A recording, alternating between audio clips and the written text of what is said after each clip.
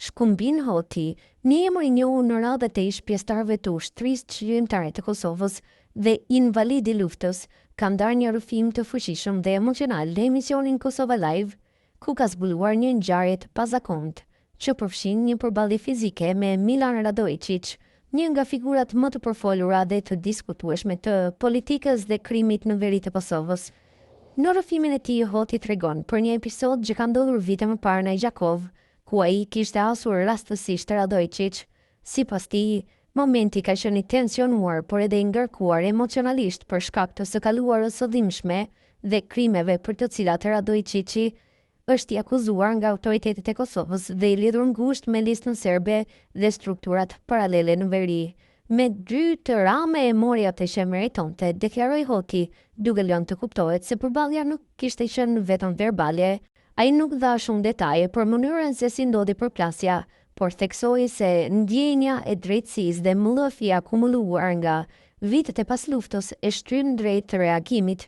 Kujtojmë se Milan Radojčić përfolur si një ndër organizatorët kryesor të sulmit armatosur në Banjsk në shtator të vitit 2023, ku mbeti i vrarë një polici Kosovës Afrim Bujnjaku.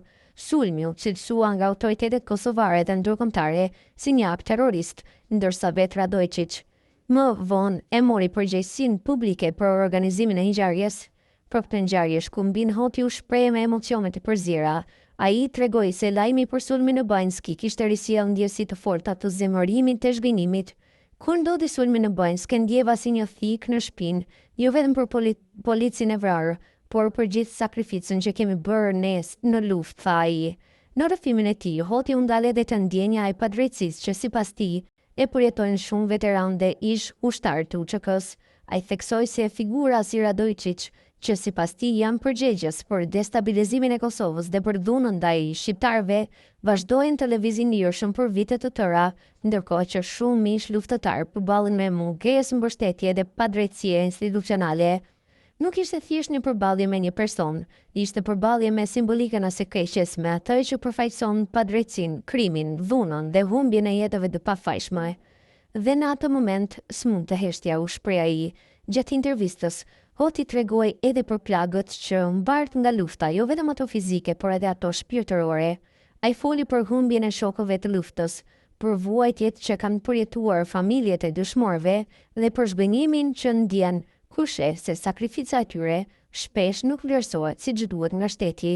Ai bëri thirrje institucioneve të Kosovës që të bëjnë më të zëshme dhe më të vendosur në përballjen me strukturat kriminale në veri dhe të mos i nënshtrohen presionit politik apo diplomatik që sipas tij shpesh favorizon status quo. Ne nuk luftuam që kriminalët të bëhen politikan, që vrasësit të kenë pushtet, luftuam për liri, për drejtësi, për një të ardhme më të mirë, dhe nuk kemi për të pranuar kurrë të që na vranë e na dhunuan. Sot të na shqikojnë në sy si të barabartë, tha ai me vendosshmëri.